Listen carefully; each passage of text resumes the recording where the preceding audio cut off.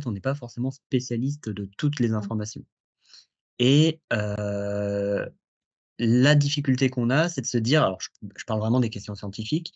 Moi, Valentin, comment je vais pouvoir, faire un atelier sur des questions environnementales alors que, bah, j'ai pas de master, je sais pas, sur les questions environnementales, j'ai pas travaillé dans une ONG type, Greenpeace ou et cetera.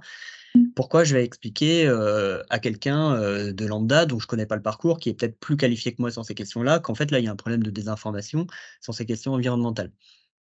Et je pense qu'il y a vraiment un trait dans les bibliothèques, qui est très présent, Mmh. mais qui est peut-être moins présent dans les autres, unités culturelles, c'est en fait l'accès justement à l'information. En fait, on est des outils d'information du quotidien, donc les bibliothèques ont souvent la presse, on a accès aux ressources, internet, informatiques, on a accès à la littérature avec les plans de classement et cetera, à un nombre de ressources quand même assez important. Et je pense que les bibliothécaires doivent prendre, la casquette en fait, d'une personne qui donne accès à l'information. Mais on donne pas accès à l'information sans expliquer comment l'utiliser et comment l'utiliser correctement si possible. Pour bien transmettre une matière, il faut être à l'aise dedans, donc faut surtout pas se lancer, si on ne se sent sur un terrain fragile. Il y a des petites choses qui peuvent être mises en place, assez facilement, et qui ne demandent pas non plus d'avoir, fait, 20 ans de journalisme. Comme un questionnaire d'actualité peut-être, qui est, à mon avis, la meilleure porte d'entrée à tout ce qui est éducation aux médias. Il faut qu'on soit bienveillant avec soi-même avant de l'être avec les autres, hein. On va peut-être faire des erreurs, on l'annonce franco de go et puis on y va, quoi. Et Mmh. après, ben, on apprend et on refait et ça va de mieux en mieux, hein. On a remarqué que l'EMI est souvent cantonné au numérique, aux Mmh. pratiques numériques et on trouve ça vraiment c'est indispensable, hein, bien sûr, de l'aborder, mais c'est un petit peu réducteur. Mmh. Donc on essaie que, vraiment ça soit transversal.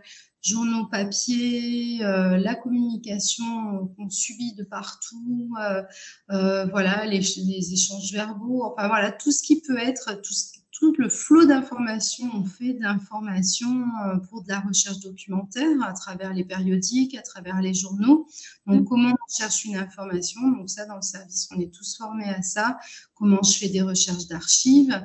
Alors là, pour le coup, on incite à l'inverse les gens à aller vers le numérique parce que dans la recherche ou pour voilà, les étudiants ou chercheurs qui viennent, ils ont tendance à se diriger tout de suite vers le document papier et à ignorer des ressources telles que le Sudoc ou alors des ressources vidéo telles que l'INA.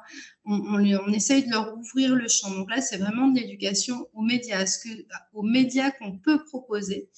Donc ça, c'est vraiment le champ d'action, on va dire, en one-to-one.